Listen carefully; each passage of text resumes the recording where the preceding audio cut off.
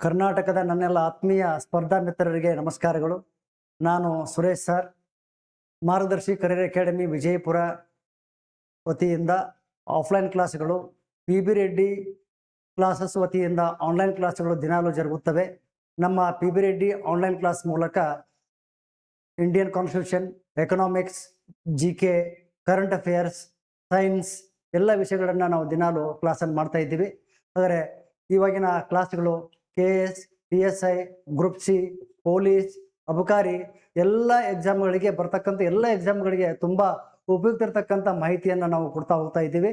ಆದರೆ ಇವತ್ತು ನಾವು ಭಾಳ ಎಕ್ಸಾಮಿಗೆ ಇಂಪಾರ್ಟೆಂಟ್ ಇರ್ತಕ್ಕಂಥ ಒಂದು ಟಾಪಿಕನ್ನು ತೆಗೆದುಕೊಳ್ತಾ ಇದ್ದೀನಿ. ಅದು ಯಾವುದಂದಾಗ ಪ್ರಶಸ್ತಿಗಳಂತಕ್ಕಂಥ ಟಾಪಿಕ್ಕು. ಪ್ರಶಸ್ತಿಗಳಲ್ಲಿ ನಾವು ಇಂಪಾರ್ಟೆಂಟಾಗಿ ಎಕ್ಸಾಮಕ್ಕೆ ಭಾಳಷ್ಟು ಸಲ ಇದರ ಮೇಲೆ ಕ್ವಶನ್ಗಳಿರ್ತವೆ. ಪ್ರಶಸ್ತಿಗಳ ಮೇಲೆ ಪ್ರಶಸ್ತಿಗಳು ಟಾಪಿಕ್ಕು. ಹಾಗಾದರೆ ಪ್ರಶಸ್ತಿಯಲ್ಲಿ ನಾವು ಮುಖ್ಯವಾಗಿ 5-6 ಕ್ಯಾಟಗರಿಯಲ್ಲಿ ನೋಡ್ತೀವಿ. ಒಂದು ಅಂತಾರಾಷ್ಟ್ರೀಯ ಪ್ರಶಸ್ತಿಗಳು, ರಾಷ್ಟ್ರೀಯ ಪ್ರಶಸ್ತಿಗಳು, ರಾಜ್ಯ ಪ್ರಶಸ್ತಿಗಳು, ಚಲನಚಿತ್ರ ಪ್ರಶಸ್ತಿಗಳು ಹಾಗೂ ಕ್ರೀಡಾ ಪ್ರಶಸ್ತಿಗಳು ತಿಳ್ಕೊಂಡು ನಾವು ಇಷ್ಟು ಕ್ಯಾಟಗರಿಯಲ್ಲಿ ಅವಾರ್ಡ್ಗಳನ್ನು ಕವರ್ ಮಾಡಿಬಿಟ್ರೆ ಯಾವುದೇ ಎಕ್ಸಾಮ್ಗೂ ಕೂಡ ಇವುಗಳನ್ನು ನೀವು ಒಂದ್ಸಲ ಪರ್ಫೆಕ್ಟ್ ಮಾಡಿಬಿಟ್ಟಿದ್ರೆ ಕಂಪ್ಲೀಟ್ ಇರತಕ್ಕಂಥ ನಿಮಗೆ ಅರ್ಥ ಆಗ್ತದೆ. ಹಾಗಾದರೆ ಇವತ್ತಿನ ಕ್ಲಾಸ್ನಲ್ಲಿ ನಾವು ಪ್ರಶಸ್ತಿಗಳ ಮೇಲೆ ಎಲ್ಲವೂ ಕೂಡ ಡಿಸ್ಕಷನ್ ಮಾಡ್ತಾ ಹೋಗಲ್ಲ, ಬಟ್ ಒಂದು ಟಾಪಿಕನ್ನು, ಒಂದು ಅವಾರ್ಡನ್ನು ತೆಗೆದುಕೊಳ್ತೀನಿ. ಅದು ಯಾವುದಾಗ ಅದರಲ್ಲಿ ನಮಗೆ ಇಂಪಾರ್ಟೆಂಟ್ ಇರ್ತಕ್ಕಂಥದ್ದು ಅಂತಾರಾಷ್ಟ್ರೀಯ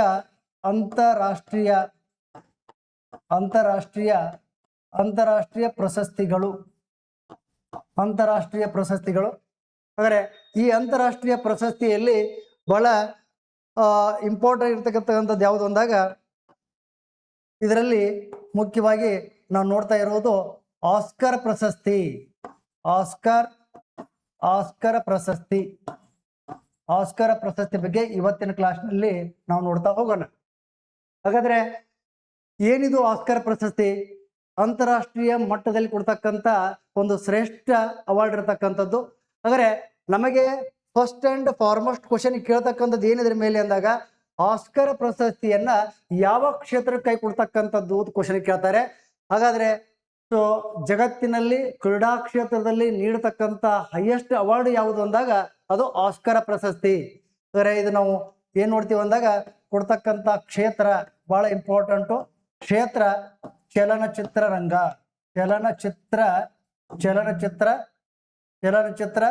ಅಥವಾ ಸಿನಿಮಾ ಅಂತೇಳಿ ಹೇಳ್ತೀವಿ ನಾವು, ಸಿನಿಮಾ ಕ್ಷೇತ್ರ.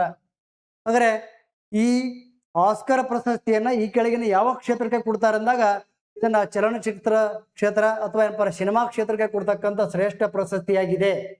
ಹಾಗಾದ್ರೆ ಈ ಒಂದು ಪ್ರಶಸ್ತಿಯನ್ನ ಮೊಟ್ಟ ಮೊದಲಿಗೆ ಆರಂಭ ಮಾಡಿದ್ದು ಯಾವಾಗ ಅಂದಾಗ ಮೊಟ್ಟ ಮೊದಲಿಗೆ ಇದನ್ನ ನೀಡಲಾಗಿದ್ದು ಪ್ರಾರಂಭ ಮಾಡಿದ್ದು ಯಾವಾಗ ಅಂದಾಗ ಮೇ 16, 1929ರಲ್ಲಿ ಮೇ 16, 1929ರಲ್ಲಿ ಮೊಟ್ಟ ಮೊದಲಿಗೆ ಆಸ್ಕರ್ ಪ್ರಶಸ್ತಿಯನ್ನ ನೀಡಲಾಯಿತು. ಹೌದಾ? ಹಾಗಾದ್ರೆ ಈ ಒಂದು ಪ್ರಶಸ್ತಿಯನ್ನ ಯಾವ ದೇಶ ಕೊಡುತ್ತದೆ ಅಂತ ಹೇಳಿ ಕ್ವಶನ್ ಕೇಳ್ತಾರೆ. ಇದನ್ನ ಕೊಡ್ತಕ್ಕಂಥ ದೇಶ, ನೀಡುವ ದೇಶ ಅಥವಾ ಕೊಡ್ತಕ್ಕಂಥ ದೇಶ ಯಾವಂದಾಗ ಇದಕ್ಕೆ ನಾವು ಕಾಮನ್ ಆಗಿ ಕೇಳಿದ್ರೆ ಅಮೇರಿಕಾ ತಿಳ್ಕೊಂಡು ನಾವು ಹೇಳ್ತೀವಿ, ಅಮೇರಿಕಾ. ಹಾಗಾದ್ರೆ ನಾವು ದೇಶಕ್ಕೆ ಕೇಳಿದಾಗ ಅಮೇರಿಕಾ ಅಂತ ಹೇಳ್ಬೇಕು. ಹಾಗಾದ್ರೆ ಅದರಲ್ಲಿ ಕಾಮನ್ ಆಗಿ ನಮಗೆ ಕ್ವಶನ್ಗಳನ್ನ ಏನ್ ಕೇಳ್ತಾನೆ ಅಂದಾಗ ಯಾವ ಥಿಯೇಟರ್ನಲ್ಲಿ ಕೊಡ್ಲಾಗ್ತದೆ ಅಂತ ಕ್ವಶನ್ ಕೇಳ್ತಾನೆ. ಅದರಲ್ಲಿ ನಾವು ಡಾಲ್ಬಿ ಥಿಯೇಟರ್ನಲ್ಲಿ ಈ ಒಂದು ಅವಾರ್ಡನ್ನ ಪ್ರತಿ ವರ್ಷ ಕೂಡ ಇದನ್ನ ಪ್ರದಾನ ಮಾಡ್ತಾರೆ. ಹಾಗಾದ್ರೆ ಡಾಲ್ಬಿ ಥಿಯೇಟರ್, ಹಾಲಿವುಡ್ ನಗರ, ಕ್ಯಾಲಿಫೋರ್ನಿಯಾ. ಹಾಗಾದ್ರೆ ಟೋಟಲ್ ಏನಪ್ಪಾ ಅಂದ್ರೆ ಇವೆಲ್ಲ ಯಾವುದೇ ಪ್ಲೇಸ್ ಕೇಳಿದ್ರು ಕೂಡ ಏನಪ್ಪ ಅದು ಅಮೆರಿಕದಲ್ಲಿ ಬರ್ತಕ್ಕಂಥದ್ದು. ಹಾಗಾದ್ರೆ ನಮಗೆ ಗೊತ್ತಿರಲಿ, ಅಂತಾರಾಷ್ಟ್ರೀಯ ಚಲನಚಿತ್ರ ರಂಗದಲ್ಲಿ ಕೊಡ್ತಕ್ಕಂಥ ಶ್ರೇಷ್ಠ ಆಸ್ಕರ್ ಪ್ರಶಸ್ತಿಯನ್ನ ಈ ಒಂದು ಇಂಗ್ಲಿಷ್ ಮೂವಿ ಸಿನಿಮಾ ಇಂಡಸ್ಟ್ರಿ ಏನು ಕರಿತೀವಿ ಅಂದಾಗ ನಾವು ಇದಕ್ಕೆ ಏನು ಕರಿತೀವಿ ಅಂದಾಗ ಹಾಲಿವುಡ್ ಅಂತ ಕರಿತೀವಿ, ಹಾಗಾದ್ರೆ ಹಾಲಿವುಡ್ ಅಂತ ಕರಿತೀವಿ. ಹಾಗಾದ್ರೆ ಇಂಗ್ಲಿಷ್ ಮೂವಿ ಇಂಡಸ್ಟ್ರಿಗೆ ನಾವು ಹಾಲಿವುಡ್ ಅಂತ ಕರಿತೀವಿ. ಅದೇ ತೆರನಾಗಿ ಹಿಂದಿ ಫಿಲ್ಮ್ ಇಂಡಸ್ಟ್ರಿಗೆ ನಾವು ಏನು ಕರಿತೀವಿ, ಬಾಲಿವುಡ್ ಅಂತ ಕರಿತೀವಿ. ಕನ್ನಡ ಮೂವಿ ಇಂಡಸ್ಟ್ರಿಗೆ, ಕನ್ನಡ ಚಲನಚಿತ್ರ ಕೈಗಾರಿಕೆಗೆ ಏನು ಕರಿತೀವಿ ಅಂದಾಗ ನಾವು ಸ್ಯಾಂಡಲ್ವುಡ್ ಅಂತ ಕರಿತೀವಿ. ಹೀಗೆ ನಮ್ಮ ನಮ್ಮ ತೆಲುಗು ಬೇರೆ, ತಮಿಳು, ಮಲಯಾಳಮ್ಮು, ಕನ್ನಡ, ಹಾಗಾದ್ರೆ ಬೇರೆ ಬೇರೆ ತಕ್ಕಂಥ ಸಿನಿಮಾ ಇಂಡಸ್ಟ್ರಿಗೆ ತನ್ನದೇ ಆದಂಥ ನಿಕ್ ನೇಮ್ಗಳನ್ನು ಹೊಂದಿದೆ. ಹಾಗಾಗಿ ಇದು ನೀಡತಕ್ಕಂಥ ದೇಶ ಯಾವಂದಾಗ ಅಮೇರಿಕ ಇರತಕ್ಕಂಥದ್ದು. ಇನ್ನು ಈ ಒಂದು ಪ್ರಶಸ್ತಿಯನ್ನ ಇದನ್ನ ಮೊಟ್ಟ ಮೊದಲಿಗೆ ಆರಂಭ ಮಾಡಿದವರು ಯಾರಂದಾಗ ಪ್ರಾರಂಭಿಸಿದವರು ಅವರ ಆರಂಭಿಸಿದವರು ಯಾರು ಅಂದಾಗ ಆರಂಭಿಸಿದವರು ಲೂಯಿ ಮೇಯರ್ ತಿಳ್ಕೊಂಡು ಲೂಯಿ ಮೇಯರ್. ಹಾಗಾದ್ರೆ ಲೂಯಿ ಮೇಯರ್ ಅವರು ಮೊಟ್ಟ ಮೊದಲಿಗೆ ಈ ಆಸ್ಕರ್ ಪ್ರಶಸ್ತಿಯನ್ನ ಪ್ರಾರಂಭ ಮಾಡಿದವರು ಯಾರಂದಾಗ ಲೂಯಿ ಮೇಯರ್ ಹೆಸರನ್ನು ನೆನ್ಪಿಡಿಬೇಕು. ಹಾಗಾದ್ರೆ ಇವರು ಬಹಳಷ್ಟು ಏನಪ್ಪ ಈ ಒಂದು ಅವಾರ್ಡ್ ಅನ್ನ ಕೊಡ್ಬೇಕಂತ ತಿಳ್ಕೊಂಡು ಏನಪ್ಪಾ ಅಂದ್ರೆ ಅಷ್ಟು ಉತ್ಸಾಹದಿಂದ ಏನಪ್ಪ ಇದನ್ನ ಪ್ರಾರಂಭ ಮಾಡ್ತಾರೆ ಲೂಯಿ ಮೇಯರ್ ಅವರು. ಆದ್ದರಿಂದ ಆಸ್ಕರ್ ಪ್ರಶಸ್ತಿಯ ಪಿತಾಮಹ ಯಾರಿಗೆ ಕರಿತೀವಿ ಅಂದಾಗ ನಾವು ಲೂಯಿ ಮೇಯರ್ ಅವರಿಗೆ ಕರಿತೀವಿ.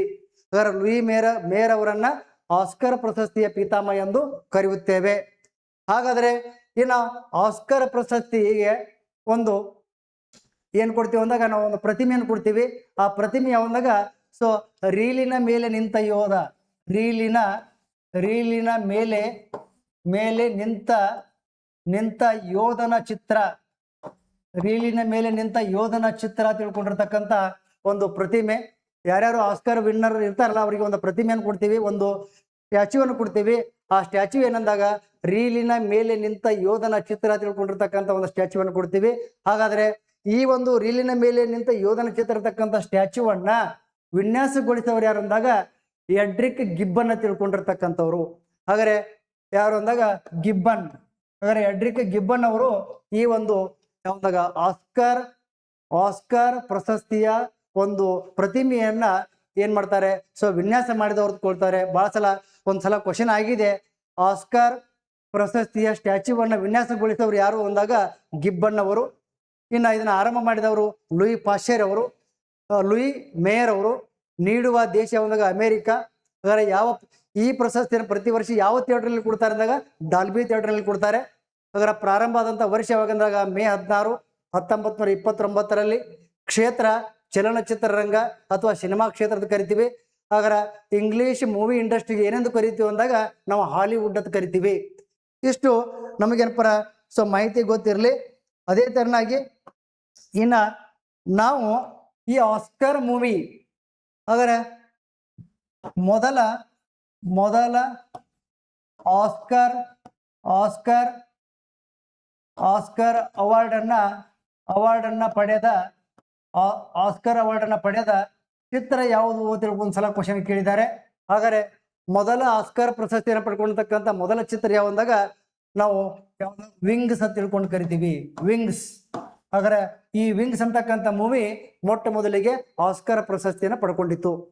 ಹಾಗಾದ್ರೆ ಇನ್ನ ಈ ಆಸ್ಕರ್ ಪ್ರಶಸ್ತಿಯನ್ನು ಎಷ್ಟು ಕ್ಯಾಟಗರಿಯಲ್ಲಿ ಕೊಡ್ತಾರೆ ಅಂತ ಕ್ವಶನ್ ಕೇಳ್ತಾರೆ, ವೆರಿ ಇಂಪಾರ್ಟೆಂಟ್.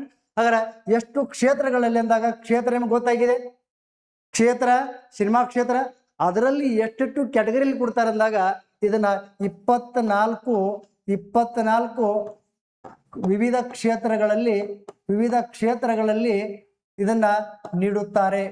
ಹಾಗಾದ್ರೆ ವಿವಿಧ ಕ್ಷೇತ್ರಗಳಲ್ಲಿ ನೀಡುತ್ತಾರೆ. ಎಷ್ಟು ಕ್ಷೇತ್ರ? 24. ಬಹಳ ಸಲ ಕ್ವಶನ್ ಆಗಿದೆ. ಹಾಗಾದ್ರೆ ಕ್ಷೇತ್ರದಲ್ಲಿ best director, best actor, best actress, supporting character, ಈ ತರ 24 ಕ್ಯಾಟಗರಿಯಲ್ಲಿ ಈ ಒಂದು ಆಸ್ಕರ್ ಪ್ರಶಸ್ತಿಯನ್ನು ಪ್ರತಿ ವರ್ಷ ಕೂಡ ಕೊಡ್ತಾರೆ. ಹಾಗಾದ್ರೆ ಇದಕ್ಕೆ ಈ ಒಂದು ಪ್ರಶಸ್ತಿಗೆ ಯಾವುದೇ ಇರತಕ್ಕಂಥ ನಗದು ರೂಪದಲ್ಲಿ ಹಣವನ್ನು ನೀಡಲಾಗುವುದಿಲ್ಲ. ಅದು ಮೊದಲು ಗೊತ್ತಿರಲಿ. ನಗದು ರೂಪದಲ್ಲಿ ಯಾವುದೇ ಇರತಕ್ಕಂಥ ಹಣವನ್ನ ಇದಕ್ಕೆ ಕೊಡುವುದಿಲ್ಲ. ಅಂದ್ರೆ ಇಷ್ಟು ನಮಗೆ ಆಸ್ಕರ್ ಪ್ರಶಸ್ತಿ ಇರತಕ್ಕಂಥ ಕೆಲವೊಂದು ಜಸ್ಟ್ ಇರತಕ್ಕಂಥ ಮಾಹಿತಿಯನ್ನು ಪಡೆದುಕೊಂಡಿವಿ. ಹಾಗಾದ್ರೆ ಇದರಲ್ಲಿ ನಮ್ಮ ಭಾರತೀಯರು ಇಲ್ಲಿವರೆಗೆ ಯಾವುದಾದ್ರೂ ಆಸ್ಕರ್ ಎಷ್ಟು ಜನ ಆಸ್ಕರ್ ಪ್ರಶಸ್ತಿಯನ್ನು ಪಡೆದುಕೊಂಡಿದ್ದಾರೆ? ಯಾರು ಕಮೆಂಟ್ ಮಾಡ್ತೀರಾ? ಅದರ ಟೋಟಲ್ ಇರ್ತಕ್ಕಂಥ ಆಸ್ಕರ್ ಪ್ರಶಸ್ತಿಯನ್ನು ಪಡ್ಕೊಳ್ತಕ್ಕಂಥ ಭಾರತೀಯರ ಸಂಖ್ಯೆ ಎಷ್ಟು? ಹಾಗಾದ್ರೆ ಏನಂದಾಗ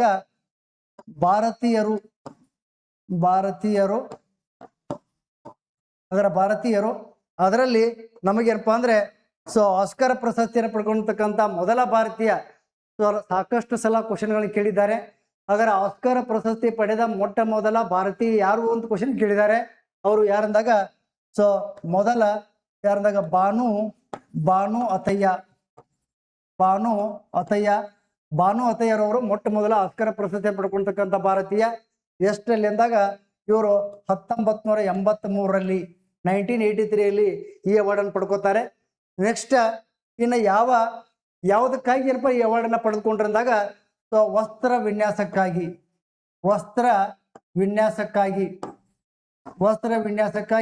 ಈ ಅವಾರ್ಡನ್ನು ಪಡ್ಕೋತಾರೆ. ಹಾಗಾದ್ರೆ ಯಾವ ಚಲನಚಿತ್ರರಂಗದಲ್ಲಿ ವಸ್ತ್ರ ವಿನ್ಯಾಸ ಅಂದಾಗ ಅದು ಗಾಂಧಿ ಚಲನಚಿತ್ರ. ಹಾಗಾದ್ರೆ ಗಾಂಧಿ ಚಲನಚಿತ್ರದಲ್ಲಿ ವಸ್ತ್ರ ವಿನ್ಯಾಸಕ್ಕಾಗಿ 1983ರಲ್ಲಿ ಭಾನು ಅತಯ್ಯನವರು ಈ ಒಂದು ಅವಾರ್ಡನ್ನು ಪಡ್ಕೋತಾರೆ. ಅದಕ್ಕೋಸ್ಕರ ಇವರನ್ನ ಭಾರತದ ಮೊಟ್ಟ ಮೊದಲ ಆಸ್ಕರ್ ಪ್ರಶಸ್ತಿ ವಿಜೇತರೆಂದು ಕರೆಯುತ್ತೇವೆ. ಇದು ನೆನ್ಪಿಡ್ಕೊಳ್ಳಿ. ಇನ್ನ ಎರಡನೇದವರು ಯಾರು ಅಂದಾಗ ಎರಡನೇದವರು ಸತ್ಯಜೀತ್ ರೇ ಅವರು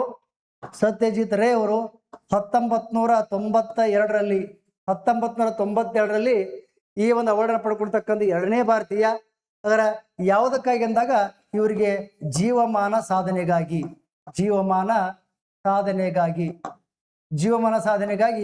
ಈ ಆಸ್ಕರ್ ಪ್ರಶಸ್ತಿಯನ್ನು ಪಡ್ಕೊಳ್ತಕ್ಕಂಥ ಎರಡನೇ ಭಾರತೀಯ. ಹಾಗಾದ್ರೆ ಇನ್ನು ಮೂರನೇದವರು ಯಾರಂದಾಗ ಮೂರನೇದವರು AR ರೆಹಮಾನ್. ಬಹಳ ಇಂಪಾರ್ಟೆಂಟ್ ಇರ್ತಕ್ಕಂಥದ್ದು.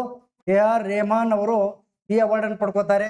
ಅಷ್ಟಲ್ಲಿಂದಾಗ 2009ರಲ್ಲಿ ಸರಿ ಯಾವ ಚಲನಚಿತ್ರದಲ್ಲಿ ಅಂದಾಗ ಯಾವ ಉದ್ದೇಶ ಅವ್ರಿಗೆ ಅಂದಾಗ ಸಂಗೀತ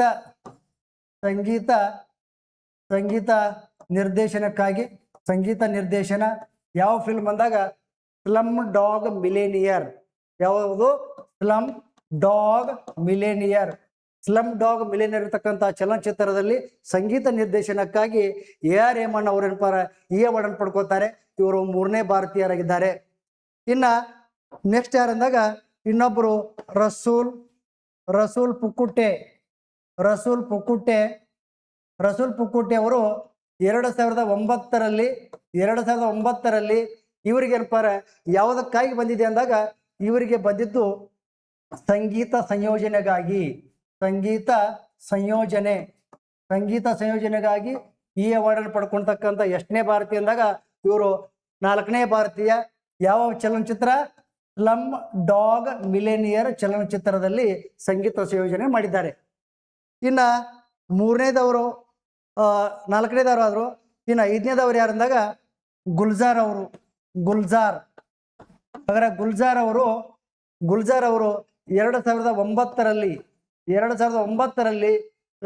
ಯಾವುದಕ್ಕಾಗಿ ಪಡ್ಕೊಂಡಿದ್ದಾರೆ ಅಂದಾಗ ಇವರು ಜೈ ಹೋ ಗೀತೆಯ ರಚನೆಕಾರ. ಜೈ ಹೋ ಗೀತೆಯನ್ನ ರಚನೆ ಮಾಡಿದ್ದಾರೆ. ಅವ್ರಿಗೆ ಈ ಅವಾರ್ಡನ್ನು ನೀಡಲಾಗಿದೆ. ಸ್ಲಮ್ ಡಾಗ್ ಮಿಲೇನಿಯರ್ ಚಲನಚಿತ್ರದ ಒಂದು ಜೈ ಹೋ ಗೀತೆಯನ್ನ ಕಾಂಪೋಸ್ ಮಾಡಿದ್ದಾರೆ. ಹಾಗಾದ್ರೆ ಅವರಿಗೆ ಆಸ್ಕರ್ ಅವಾರ್ಡನ್ನು ಪ್ರದಾನ ಮಾಡಲಾಗಿದೆ. ಇವರು ಎಷ್ಟನೇ ಅಂದ್ರೆ ಇವರು 5ನೇ ಇರತಕ್ಕಂಥ ಭಾರತೀಯ. ಇನ್ನು ನೆಕ್ಸ್ಟ್ ಯಾರಂದಾಗ ಕಾರ್ತಿಕಿ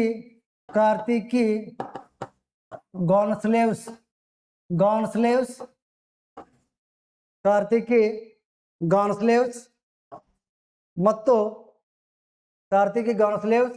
ಇನ್ನೊಬ್ರು ಇರ್ತಕ್ಕಂಥವ್ರು ಯಾರಂದಾಗ ಗುನೀತ್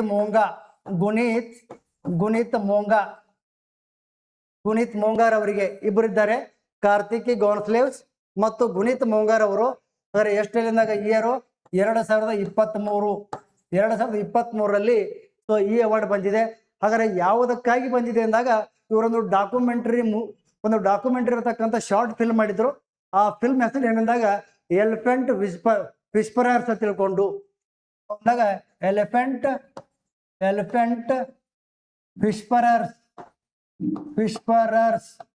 ಎಲಿಫೆಂಟ್ ವಿಸ್ಪರರ್ಸ್ ಅಂತಕ್ಕಂಥ 2023ರಲ್ಲಿ ಒಂದು ಸಂದಿರ್ತಕ್ಕಂಥ ಡಾಕ್ಯುಮೆಂಟರಿ ಶಾರ್ಟ್ ಫಿಲ್ಮ್ ಅನ್ನು ಮಾಡಿದ್ರು. ಅವರಿಗೆ ಏನಪ್ಪಾ ಅಂದ್ರೆ ಈ ಅವಾರ್ಡನ್ನ ನೀಡಲಾಗಿದೆ.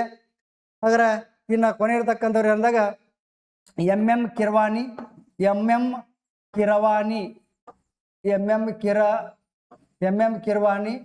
ಮತ್ತು ಚಂದ್ರ ಬೋಸ್ ಇವರಿಬ್ಬರಿಗೆ ಏನಪ್ಪಾ ಅಂದ್ರೆ 2023ರಲ್ಲಿ 2023ರಲ್ಲಿ ಈ ಆಸ್ಕರ್ ಅವಾರ್ಡ್ ಅನ್ನು ನೀಡಲಾಗಿದೆ. ಆದರೆ ಯಾವಕ್ಕಂದಾಗ ಬಹಳ ಫೇಮಸ್ ಇರತಕ್ಕಂಥ ಒಂದು ಮೂವಿ ಬಂತು, ಒಂದು ಫಿಲ್ಮ್ ಬಂತು. ಅದು ಯಾವ್ದಾಗ RRR RRR ಅಂತಕ್ಕಂಥದ್ದು. RR ಅಂತಕ್ಕಂಥ ಮೂವಿಯಲ್ಲಿ ನಾಟು ನಾಟು ಸಾಂಗ್ಗೆ ನಾಟು ಸಾಂಗ್ಗಾಗಿ ಇವ್ರಿಗೆ ಏನಪ್ಪಾ ಅಂದ್ರೆ ಯಾರಿಗೆ MM ಕಿರ್ವಾನಿ ಮತ್ತು ಚಂದ್ರ ಬೋಸ್ ಅವರಿಗೆ ಆಸ್ಕರ್ ಪ್ರಶಸ್ತಿಯನ್ನ ನೀಡಲಾಗಿದೆ. ಅಂದ್ರೆ ನಮಗೆ ಏನು ಗೊತ್ತಿರಲಿ ಅಂದ್ರೆ ನಮ್ಮ ಎಕ್ಸಾಮ್ ದೃಷ್ಟಿಯಿಂದ ಏನಪ್ಪ ನಮ್ಗೆ ಇಂಪಾರ್ಟೆಂಟ್ ಏನಪ್ಪ ಭಾರತೀಯರಾಗ್ತಾರೆ. ಹಾಗಾದ್ರೆ ಇಲ್ಲಿವರೆಗೆ ಏನಪ್ಪಾ ಅಂದ್ರೆ ಆಸ್ಕರ್ ಪ್ರಶಸ್ತಿಯನ್ನು ಪಡೆದಂತ ಮೊಟ್ಟ ಮೊದಲ ಭಾರತೀಯ ಯಾರಂದಾಗ ಭಾನು ಅತಯ್ಯ 1983 ವಸ್ತ್ರ ವಿನ್ಯಾಸಕ್ಕಾಗಿ ಗಾಂಧಿ ಚಲನಚಿತ್ರ. ಇದನ್ನ ಮಾತ್ರ ಕಡ್ಡಾಯವಾಗಿ ನೆನ್ಪಿಡಬೇಕು. ಹಾಗಾದ್ರೆ ಕ್ವಶನ್ ಕೇಳೋದೇನಂದ್ರೆ ಈ ಕೆಳಗಿನಲ್ಲಿ ಯಾರಿಗೆ ಆಸ್ಕರ್ ಪ್ರಶಸ್ತಿ ದೊರೆತಿಲ್ಲ, ಯಾರಿಗೆ ದೊರೆತಿದೆ, ಈ ತರ ಕ್ವಶನ್ ಕೇಳೋದ್ರಿಂದ ನಿಮಗೆ ಟೋಟಲ್ ಇರ್ತಕ್ಕಂಥ ಕಂಪ್ಲೀಟ್ ಭಾರತೀಯ ಲಿಸ್ಟ್ ಅನ್ನು ಒಂದ್ಸಲ ನೋಡ್ಕೊಂಡ್ಬಿಟ್ರೆ ಯಾವುದೇ ಕ್ವಶನ್ ಕೇಳಿದ್ರ ಮೇಲೆ ನಿಮಗೆ ಏನಪ್ಪಾರೆ ನೀವು ಈಸಿಲಿ ಏನಪ್ಪ ಮಾರ್ಕ್ ಮಾಡಬಹುದು. ಇದು ಭಾರತೀಯರ ಲಿಸ್ಟ್ ಆದ್ರೆ ಇನ್ನ ನಮಗೆ ಈ ಒಂದು ಕರೆಂಟ್ ಈ ಅವಾರ್ಡ್ ಅನ್ನ ಯಾವ ದೃಷ್ಟಿ ಅಂದಾಗ ಇಲ್ಲಿವರೆಗೆ ಬೇಸಿಕ್ ಆಯ್ತು. ಇನ್ನ ಯಾವ ದೃಷ್ಟಿ ಅಂದಾಗ ನಾವು ಕರೆಂಟ್ ಅಫೇರ್ಸ್ ದೃಷ್ಟಿಯಿಂದ ನಾವು ಏನಾದರೂ ಇದನ್ನ ನೋಡ್ತೀವಿ ಅಂದ್ರೆ ಹಾಗಾದ್ರೆ ಕರೆಂಟ್ ಅಫೇರ್ಸ್ ಸಂಬಂಧಪಟ್ಟಂಗೆ ಈಗ 98ನೇ ಆಸ್ಕರ್ ಅವಾರ್ಡ್ ಅನ್ನ ನೀಡಲಾಗಿದೆ.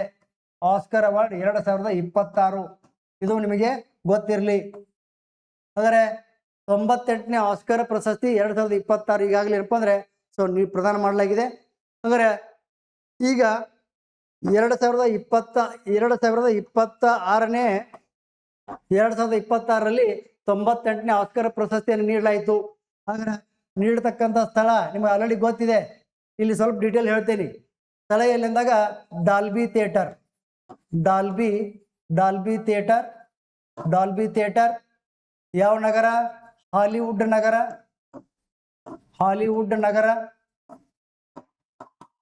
ನಗರ. ನೆಕ್ಸ್ಟ್ ಯಾವಂದಾಗ ಲಾಸ್ ಏಂಜಲೀಸ್ ಕ್ಯಾಲಿಫೋರ್ನಿಯಾ ಕೊನೆಗಿರ್ತಕ್ಕಂಥ ಅಮೇರಿಕಾ. ಇದರಲ್ಲಿ ನಾವು ಯಾವುದಾದ್ರೂ ಕ್ವಶನ್ ಅನ್ನು ಕೇಳ್ತಿದ್ದಾನೆ. ಹಾಗಾದ್ರೆ ಯಾವುದಾದ್ರೂ ಕ್ವಶನ್ ಕೇಳ್ಬೋದು ಅವನು. ಡಾಲ್ಬಿ ಥಿಯೇಟರ್ ಯಾವ ಸ್ಥಳ ಪರ್ಟಿಕ್ಯುಲರ್ ಕೇಳಿದ್ರೆ ಡಾಲ್ಬಿ ಥಿಯೇಟರ್, ಯಾವ ನಗರ ಕೇಳಿದ್ರೆ ಹಾಲಿವುಡ್ ನಗರ, ಎಲ್ಲಿ ಪ್ಲೇಸ್ ಕೇಳಿದ್ರೆ ಲಾಸ್ ಏಂಜಲೀಸು, ಕ್ಯಾಲಿಫೋರ್ನಿಯಾ ಕೇಳಿದ್ರೆ ಕ್ಯಾಲಿಫೋರ್ನಿಯಾ, ಟೋಟಲ್ ಇರ್ತಕ್ಕಂಥ ದೇಶ ಕೇಳಿದ್ರೆ ಅಮೇರಿಕಾ ತಿಳ್ಕೊಂಡು ನಾವು ಹೇಳಬೇಕು. ಹಾಗಾದ್ರೆ ಇನ್ನ 2026ರಲ್ಲಿ 98ನೇ ಆಸ್ಕರ್ ಪ್ರಶಸ್ತಿಯನ್ನ ಎಷ್ಟು ಕ್ಯಾಟಗರಿ ಕೊಡಲಾಯಿತು ಅಂದಾಗ 24 ಕ್ಯಾಟಗರಿಗಳಿಗೆ ನೀಡಲಾಗಿದೆ. 24 ಕ್ಷೇತ್ರಗಳಲ್ಲಿ ಅವಾರ್ಡ್ ಅನ್ನ ಪ್ರದಾನ ಮಾಡಲಾಗಿದೆ. ಇನ್ನ ಈ ಒಂದು 98ನೇ ಆಸ್ಕರ್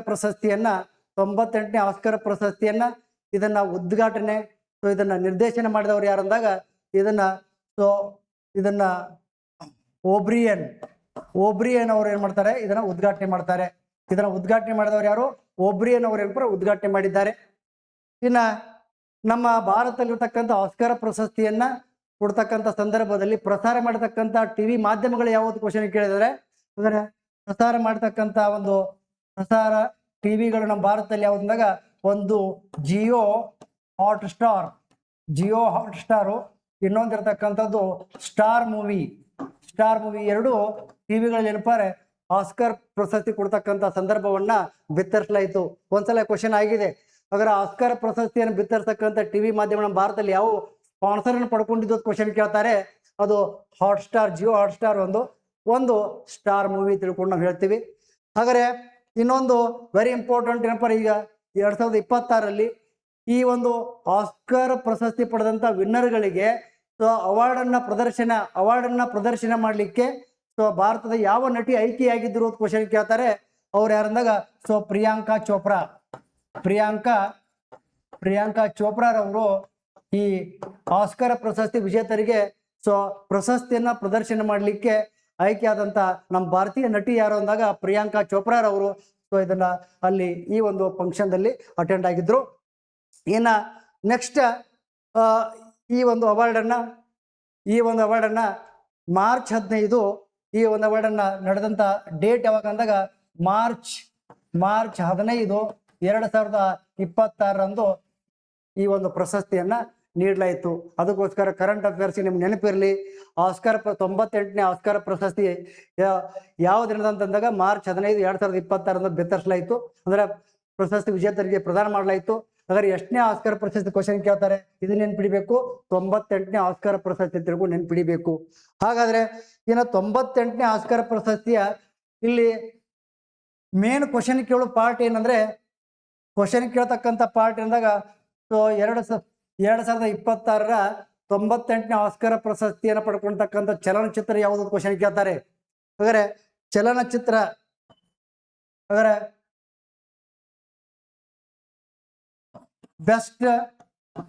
ಬೆಸ್ಟ್ ಮೂವಿ ಹಾಗಾದ್ರೆ ಬೆಸ್ಟ್ ಮೂವಿ ಹಾಗಾದ್ರೆ ಶ್ರೇಷ್ಠ ಚಲನಚಿತ್ರ 98ನೇ ಆಸ್ಕರ್ ಪ್ರಶಸ್ತಿಯಲ್ಲಿ ಸೊ ಶ್ರೇಷ್ಠ ಚಲನಚಿತ್ರ ಯಾವುದು ಅಂದಾಗ ಒನ್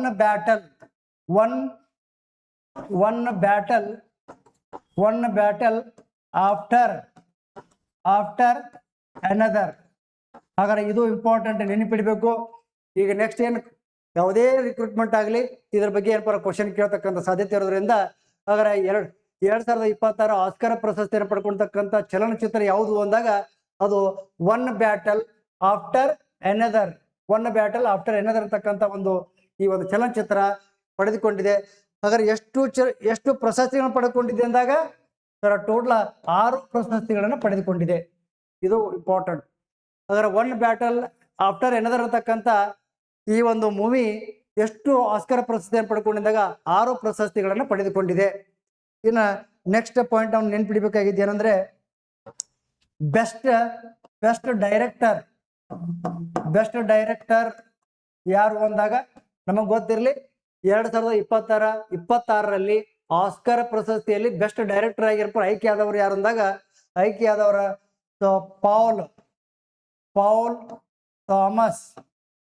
ಪೌಲ್ ಥಾಮಸ್ ಅಂಡರ್ಸನ್ ಅಂತಕ್ಕಂಥವ್ರು ಏನು ಈ 98ನೇ ಆಸ್ಕರ್ ಪ್ರಶಸ್ತಿಯ ಬೆಸ್ಟ್ ಡೈರೆಕ್ಟರ್ ಏನಪ್ಪ ಆಯ್ಕೆಯಾಗಿದ್ದಾರೆ. ಇನ್ನು next best actor very important. 98ನೇ ಆಸ್ಕರ್ ಪ್ರಶಸ್ತಿಯಲ್ಲಿ ಶ್ರೇಷ್ಠ ನಟ ಅಂತಕ್ಕಂಥ ಪ್ರಶಸ್ತಿಯನ್ನು ಪಡೆದುಕೊಂಡವರು ಯಾರು ಕ್ವಶನ್ ಕೇಳ್ತಾರೆ. ಅವ್ರು ಯಾರಂದಾಗ ಮೈಕಲ್. ಹಾಗಾದ್ರೆ ಮೈಕಲ್ ಅಂತಕ್ಕಂಥವ್ರು ಏನಪ್ಪಾ ಅಂದ್ರೆ ಸೊ ಏನು ಬೆಸ್ಟ್ ಆಕ್ಟರ್ ಅಂತಕ್ಕಂಥ ಒಂದು ಶ್ರೇಷ್ಠ ನಟ ಅಂತಕ್ಕಂಥ ಪ್ರಶಸ್ತಿಯನ್ನ ಸೊ ಪಡೆದುಕೊಂಡಿದ್ದಾರೆ ಮೈಕಲ್ ಅಂತಕ್ಕಂಥವ್ರು. ಇನ್ನ ಬೆಸ್ಟ್ ಆಕ್ಟ್ರೆಸ್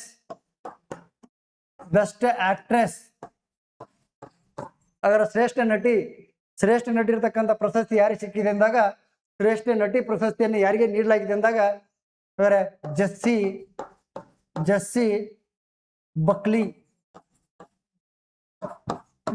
ಬಕ್ಲಿ ಅವ್ರಿಗೆ ಏನಪ್ಪಾ ಅಂದ್ರೆ ಜಸ್ಸಿ ಬಕ್ಲಿ ಅಂತಕ್ಕಂಥ ಶ್ರೇಷ್ಠ ನಟಿ ಅಂತಕ್ಕಂಥ ಪ್ರಶಸ್ತಿ ಇವರಿಗೆ ನೀಡಲಾಗಿದೆ. ಬೆಸ್ಟ್ ಆಕ್ಟರು ಮೈಕಲ್ ಅಂತಕ್ಕಂಥವ್ರಿಗೆ, ಬೆಸ್ಟ್ ಆಕ್ಟ್ರೆಸ್ ಜಸ್ಸಿ ಬಕ್ಲಿ ಅವರಿಗೆ, ಬೆಸ್ಟ್ ಡೈರೆಕ್ಟರ್ ಅಂತಕ್ಕಂಥವ್ರು ಪೌಲ್ ಥಾಮಸ್ ಆಂಡರ್ಸನ್ ಅವರಿಗೆ ಈ ಅವಾರ್ಡನ್ನು ನೀಡಲಾಗಿದೆ. ಹಾಗಾದ್ರೆ ಎಲ್ಲದಕ್ಕಿಂತ ಇಂಪಾರ್ಟೆಂಟ್ ನೆನ್ಪಿಡಬೇಕಾಗಿದ್ದು 2026ರ 98ನೇ ಆಸ್ಕರ್ ಪ್ರಶಸ್ತಿಯಲ್ಲಿ ಶ್ರೇಷ್ಠ ಚಲನಚಿತ್ರ ಯಾವುದು ಕ್ವಶನ್ ಕೇಳ್ತಾರೆ. ಒನ್ ಬ್ಯಾಟಲ್ ಆಫ್ಟರ್ ಅನದರ್ ಅಂತಕ್ಕಂಥದ್ದು 6 ಇರತಕ್ಕಂಥ ಅವಾರ್ಡನ್ನ ಗೆದ್ದುಕೊಂಡಿದೆ. ಹಾಗಾದ್ರೆ ಇಲ್ಲಿ ಇಂಪಾರ್ಟೆಂಟ್ ಅಂತಕ್ಕಂಥದ್ದು 98ನೇ ಆಸ್ಕರ್ ಪ್ರಶಸ್ತಿಯಲ್ಲಿ 98ನೇ ಆಸ್ಕರ್ ಪ್ರಶಸ್ತಿ 2026ರಲ್ಲಿ ಭಾರತದಿಂದ ಏನಾದರೂ ಸ್ಪರ್ಧೆ ಮಾಡ್ತಕ್ಕಂಥ ಚಲನಚಿತ್ರ ಇದ್ದು ಬಂದಾಗ ಹಾಗಾದ್ರೆ ಅದು ಯಾವುದಂದಾಗ ಭಾರತದಿಂದ ಪಾರ್ಟಿಸಿಪೇಟ್ ಅಂದ್ರೆ ಭಾರತದಿಂದ ಇರ್ತಕ್ಕಂಥ ಪ್ರದರ್ಶನ ಮಾಡ್ತಕ್ಕಂಥ ಚಲನಚಿತ್ರ ಯಾವುದಾಗಿತ್ತಂದ್ರೆ ಅದು ಹೋಮ್ ಬೌಂಡ್ ತಿಳ್ಕೊಂಡಿರ್ತಕ್ಕಂಥ ಈ ಒಂದು ಚಲನಚಿತ್ರ ಏನಾಗಿತ್ತು, ನಿರ್ದೇಶನ ಆಗಿತ್ತು. ಬಟ್ ಕೊನೆ ಹಂತದಲ್ಲಿ ಏನಪ್ಪಾ ಅಂದ್ರೆ ಇದು ಈ ಪ್ರಶಸ್ತಿಯಿಂದ ಏನಪ್ಪ ವಿಫಲ ಆಯಿತು. ಅದಕ್ಕೋಸ್ಕರ ಈ ಹೋಮ್ ಬೌಂಡ್ ಅಂತಕ್ಕಂಥ ಒಂದು ಚಲನಚಿತ್ರವನ್ನ ನಿರ್ದೇಶನ ಮಾಡಿದವರು ಯಾರಂದಾಗ ನೀರಜ್ ಗಯಾನಿ ಅವರು ಏನಪ್ಪಾ ಇದನ್ನು ನಿರ್ದೇಶನ ಮಾಡಿದ್ರು 2026ರ ಆಸ್ಕರ್ ಪ್ರಶಸ್ತಿಯ ಒಂದು ಪಟ್ಟಿಯಲ್ಲಿ ಇತ್ತು. ಹಾಗಾದ್ರೆ ಕೊನೆ ಹಂತದಲ್ಲಿ ಏನಪ್ಪ ಈ ಹೋಮ್ ಬೌಂಡ್ ಅಂತಕ್ಕಂಥ ಪ್ರಶಸ್ತಿಯನ್ನು ಪಡೆಯುವಲ್ಲಿ ವಿಫಲವಾಯಿತು ಅಂತ ತಿಳ್ಕೊಂಡು ಹೇಳ್ಬೋದು. ಹಾಗಾದ್ರೆ ಇದು ನಮ್ಮ ಭಾರತದ ಇಲ್ಲಿ ಇದರ ಬಗ್ಗೆ ಕೇಳಿದ್ರೆ ಹೋಮ್ ಬೌಂಡ್ ಕೇಳ್ತಾರೆ. ಹಾಗಾದ್ರೆ ಆಸ್ಕರ್ ಪ್ರಶಸ್ತಿ ಕೇಳಿದ್ರೆ ಮೂವಿ ಕೇಳ್ತಾರೆ, ಒನ್ ಬ್ಯಾಟಲ್ ಆಫ್ಟರ್ ಎನದರ್ ತಿಳ್ಕೊಂಡು, ಬಟ್ ಎಷ್ಟು ಹೊತ್ಕೊಂಡು ನಂಬರ್ ನೆನ್ಪಿಡಬೇಕು 6. ಹಾಗಾದ್ರೆ ಇಲ್ಲಿ ಡೈರೆಕ್ಟ್ರು ಮತ್ತು ಬೆಸ್ಟ್ ಆಕ್ಟರ್ಸ್ ಅನ್ನ ನೀವು ನೆನ್ಪಿಡಬೇಕು. ಇನ್ನ ಇಲ್ಲಿವರೆಗೆ ಏನಪ್ಪ ಆಸ್ಕರ್ ಪ್ರಶಸ್ತಿಯನ್ನ ಅತಿ ಹೆಚ್ಚು ಆಸ್ಕರ್ ಪ್ರಶಸ್ತಿಯನ್ನು ಪಡೆದಂತಹ ಚಲನಚಿತ್ರ ಯಾವುದು ಅಂತ ಹೇಳಿ ಕ್ವಶನ್ ಕೇಳಿದ್ದಾರೆ ಒಂದ್ಸಲ. ಹಾಗಾದ್ರೆ ಅತಿ ಹೆಚ್ಚು ಆಸ್ಕರ್ ಪ್ರಶಸ್ತಿ ಪಡೆದ ಚಲನಚಿತ್ರ ಯಾವುದು ಅಂತ ಕ್ವಶನ್ ಆಗಿದೆ. ಹಾಗಾದ್ರೆ ಒಂದು ಯಾವ್ದಾಗ ಸೊ 1959ರಲ್ಲಿ ಬೆನ್ ಹೂರ್ ತಿಳ್ಕೊಂಡಿರ್ತಕ್ಕಂಥದ್ದು ಆಸ್ಕರ್ ಪ್ರಶಸ್ತಿಯನ್ನ ಅಂದ್ರೆ ಟೋಟಲ್ ಆಗಿ 11 ಆಸ್ಕರ್ ಪ್ರಶಸ್ತಿಗಳನ್ನು ಪಡೆದುಕೊಂಡಿದೆ. ಎಷ್ಟು ಪ್ರಶಸ್ತಿಗಳ ಸಂಖ್ಯೆ? 11 ಆಸ್ಕರ್ ಪ್ರಶಸ್ತಿಗಳನ್ನು ಪಡೆದುಕೊಂಡಿದೆ. ನೆಕ್ಸ್ಟ್ 1997ರಲ್ಲಿ ಸೊ ಆಸ್ಕರ್ ಪ್ರಶಸ್ತಿ ಪಡ್ಕೊಳ್ತಕ್ಕಂಥ ಒಂದಾಗ ಟೈಟಾನಿಕ್ ಅಂತಕ್ಕಂಥ ಮೂವಿ ಅದರ ಟೋಟಲ್ ಇರ್ತಕ್ಕಂಥ 11 ಪ್ರಶಸ್ತಿಯನ್ನು ಪಡೆದುಕೊಂಡಿದೆ. 14 ಸಲ ನಾಮಿನಿ ಆಗಿದೆ, 11 ಪ್ರಶಸ್ತಿಗಳನ್ನು ಬಾಚಿಕೊಂಡಿದೆ. ಹಾಗಾದ್ರೆ ಇಲ್ಲಿವರೆಗೆ ಅತಿ ಹೆಚ್ಚು ಆಸ್ಕರ್ ಪ್ರಶಸ್ತಿಯನ್ನು ಪಡ್ಕೊಳ್ತಕ್ಕಂಥ ಚಲನಚಿತ್ರ ಯಾವುದು ಅಂದಾಗ ಒಂದು 1959ರಲ್ಲಿ ಸೊ ಬೆನ್ ಹೂರ್ ಇರ್ತಕ್ಕಂಥದ್ದು, 1997ರಲ್ಲಿ ಟೈಟಾನಿಕ್ ಅಂತಕ್ಕಂಥ ಮೂವಿ 11 ಪ್ರಶಸ್ತಿಗಳನ್ನ ಪಡೆದುಕೊಂಡಿದೆ.